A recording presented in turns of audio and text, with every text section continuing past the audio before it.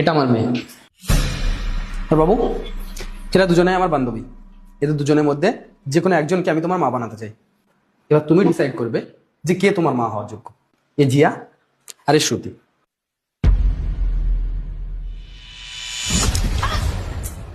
এটা কেমন ধরনের ব্যাপার? মানুষের সাথে এমন ব্যবহার করতে হয়? তোমার তো পেটাও দরকার। আরে ছাড়ো, বাচ্চা বোঝেনি তাই দিয়ে দিয়েছে। আরে এটা কেমন ধরনের ব্যবহার? আমি তোমাকে এই শিখিয়েছি বাড়িতে এসে মেহমানদের সাথে এমন ব্যবহার করতে হয়?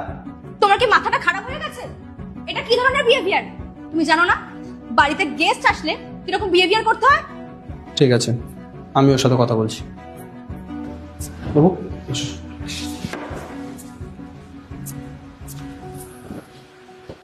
বসো। এটা কেমন ধরনের ব্যবহার? ওরা বাইরে থেকে আসা গেস্ট, ওরা কি ভাববে? আসলে বাবা, আমি জল ঢেলে ওই দুজনকে টেস্ট করছিলাম যে কে আমার মা হওয়ার উপযুক্ত আর কে আমার মা হওয়ার উপযুক্ত নয়। আচ্ছা, এই ব্যাপার। তাহলে তুমি তো নিশ্চয়ই জিয়া আন্টিকেই পছন্দ করবে। না পাপা, আমি দ্বিতীয় জনকেই মা বানাতে যাই। কেন? ও তো তোমাকে কত বকলো, ইভেন তোমাকে মারার কথাও বললো, তারপরে তুমি ওকে কেন মা বানাতে চাও? কেননা প্রথম জন তোমার সামনে ভালো সাজার নাটক করছিল, কিন্তু দ্বিতীয় জন এমন ভাবে বলেছে সেরকম আমার মাও করতো। আর দ্বিতীয় জন একদমই ভালো সাজার নাটক করেনি। আচ্ছা, তাহলে এটাই ফাইনাল? হ্যাঁ। ঠিক আছে, চলো। আমি আর আমার মেয়ে ডিসাইড করে নিয়েছি যে তোমাদের মধ্যে কে ওর মা হবে।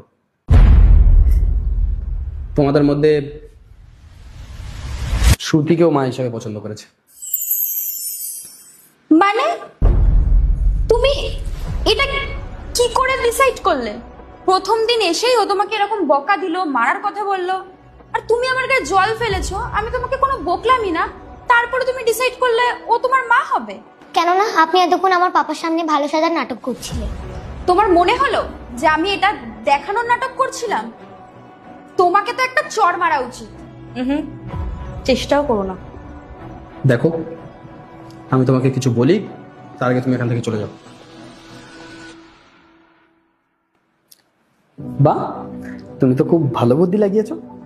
যেটা আমি দেখতে পাইনি সেটা তো তুমি ঠিক দেখতে পেয়েছো। কেননা আমি মায়ের সঙ্গে সবসময় থাকতাম, তো সেই জন্য আমি জানি আমার ভুল করাতে আমার মায়ের রিয়াকশন কেমন থাকতো। Very good. আচ্ছা, এটা তো বলো, এখন তোমার নতুন মাকে কি খাওয়াবে? আমি কেন খাওয়াতে যাব? আমার মাই আমাকে খাওয়াবে। আচ্ছা, এক কাজ করি, আজকে আমি